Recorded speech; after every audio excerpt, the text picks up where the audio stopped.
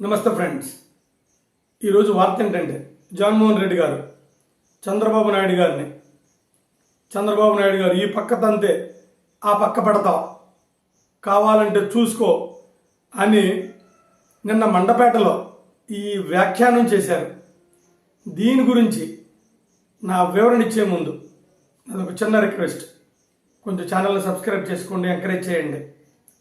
అయితే జగన్మోహన్ రెడ్డి గారు ఎందుకన్నారు, ఎందుకు అనాల్సి వచ్చింది, ఎక్కడన్నారు ఇవన్నీ చెబుతాను. ఇంకా పాయింట్లోకి వద్దాం.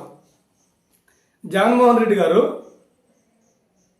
నిన్న మండపేట ఆ ప్రాంతాల్లో ముఖ్యంగా పార్టీ క్యాడర్తో ఒక హాల్లో మీటింగ్ పెట్టి మాట్లాడుతూ ఉన్నారు. ఆ మాట్లాడుతూ ఉన్న సందర్భంలో చంద్రబాబు నాయుడు గారిని విమర్శిస్తూ ఈ వ్యాఖ్యానం చేశారనమాట. ఏమనంటే, చంద్రబాబు నాయుడు గారు నిన్ను జనం ఈ పక్క తంతే ఆ పక్క ఎగిరి పడతావు, ఆ రోజులు దగ్గరలోనే ఉన్నాయి, కాసుకో అన్నారు. ఎందుకన్నారంటే, చంద్రబాబు నాయుడు గారు కడపలో మహానాడు పెట్టి అక్కడ గ్రాండ్గా చేస్తున్నారు. అందుకని అతను అక్కడి నుంచి ఇటు వచ్చారు, ఈస్ట్ గోదావరి వెస్ట్ గోదావరి వైపు. సో ఆ మహానాడులో జరిగే మీటింగ్ గురించి వివరిస్తూ, లేదా ఆ మహానాడులో జరిగే కొన్ని సంఘటనల గురించి విమర్శిస్తూ చంద్రబాబు నాయుడు గారిని ఇలా తిట్టారు. ఇంకా జగన్ గారు ఏమన్నారంటే, అసలు మీరు ఏ ముఖం పెట్టుకొని, సరే మీరు ఏదో కడపలో మహానాడు పెట్టారు బాగానే ఉంది, అక్కడ ఏం సాధించారని, ఏదో ఒక పెద్ద ఆస్కార్ అవార్డు సాధించినట్టు, లేదా ఏదో పెద్ద ఒలింపిక్లో గోల్డ్ మెడల్ సాధించినట్టు అక్కడ మీటింగ్ పెట్టి జబ్బలు చేసుకుంటున్నారు. కడప కూడా మంద కదా, అక్కడ మీటింగ్ పెట్టి పెద్ద ఫీల్ అయిపోతున్నారు. అసలుకి కడపలో మీటింగ్ పెట్టడం పెద్ద లెక్కేం కాదు. సూపర్ 6 అని మీరు పెట్టి ప్రజలకు ఏమీ చేయకుండా తిరుగుతున్నారు చూశారు, అది గొప్ప. అంటే వ్యంగ్యంగా మంచి ఫన్ చేశారు. సూపర్ 6 అని చెప్పి, సూపర్ 6, 7 అని చెప్పి, ఆ పాస్ట్ ఈ పాస్ట్ అని పెట్టి ప్రజలకు ఏమీ చేయకుండా చాలా చకచక్యంగా సంవత్సరం దాటుకుంటారు చూశారు, అది మీ గొప్ప. సరే, మీరు ఎవరైనా సరే జనం ఇళ్ళకెళ్ళి మీరు మీ పార్టీలో ఏ ఒక్కళ్ళైనా సరే, ఇది మాది కూటమి ప్రభుత్వం, మేము వచ్చి సంవత్సరం అవుతుంది, మా పాలన ఎలా ఉందని మీరు అడగగలరా? మీరు అడగలేరు. మేము ఆ రోజుల్లో గడప గడపకు వైఎస్ఆర్ అని పెట్టి మేము తిప్పాం.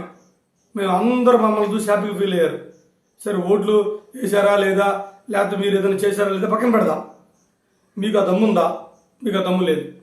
మీకు ఉందల్లా ఒకటే, మా మీద తప్పుడు కేసులు పెట్టడం, మమ్మల్ని అందరినీ జైల్లో పెట్టడం, మమ్మల్ని అందరిని గందరగోళానికి గురి చేయటం, మహానాడులో కూర్చొని జబ్బాలు తెరుచుకోవటం. ఇది మీకు తెలిసింది. ఎప్పుడు ఎలక్షన్స్ వచ్చినా మిమ్మల్ని జనం తన్నితే ఈ పక్క నుంచి ఆ పక్క ఎగిరిపోతావు చంద్రబాబు గారు, గుర్తుపెట్టుకోండి. నాకు అది చూస్తే నవ్వు వస్తుంది. మీ ఇష్టం వచ్చినట్టు చేస్తున్నారు, చేయండి. ప్రజలు రెడీగా ఉన్నారు మిమ్మల్ని తన్నడానికి. రాజకీయంగా మీకు అసలుకి ఎంత కూడా ఉండదు, భయంకరంగా ఓడిపోబోతున్నారు మీరు అని మండపేటలో జరిగిన మీటింగ్లో క్యాడర్ను ఉద్దేశిస్తూ జగన్మోహన్ రెడ్డి గారు చంద్రబాబు నాయుడు గారిని విమర్శించారు. ఇది అన్నమాట వార్త. అయితే నా వివరణ ఏంటంటే, మరి జగన్మోహన్ రెడ్డి గారు చెప్పింది రైటా రాంగా, అది నిజమా అంటే మనం చెప్పలేం.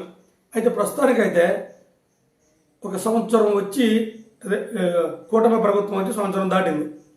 ఈ సంవత్సరం దాటిన వాటిల్లో ప్రజలు మెజారిటీ మంది డిస్సాటిస్ఫాక్షన్గా ఉన్నారనేది కరెక్ట్. చంద్రబాబు నాయుడు గారు అధికారంలో రావడానికి ఎవరైతే ఒక 20-30% ఉన్నారో జనం, వాళ్ళు డిస్సాటిస్ఫాక్షన్గా ఉన్న మాట నిజం.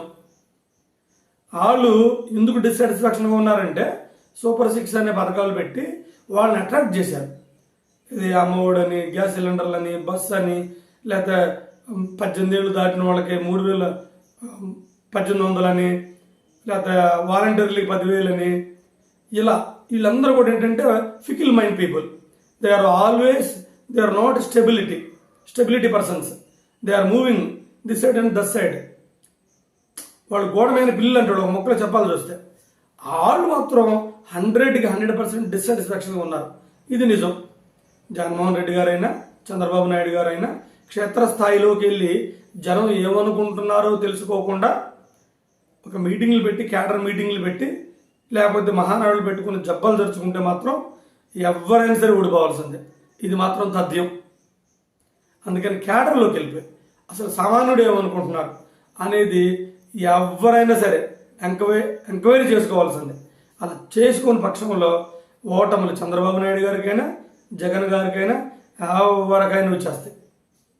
అది నా వివరణ. నమస్కారం. రేపొద్దున ఖచ్చితంగా ఎన్నికలు ఎప్పుడు వచ్చినా కూడా రేపొద్దున చంద్రబాబు నాయుడు గారు అనే వ్యక్తి ప్రజలు ఈ పక్క తంతే డిపాజిట్లు కూడా రాని పరిస్థితులకి ఆ పక్క పడతాడు అనేది మాత్రం ఖచ్చితంగా చెప్తాను.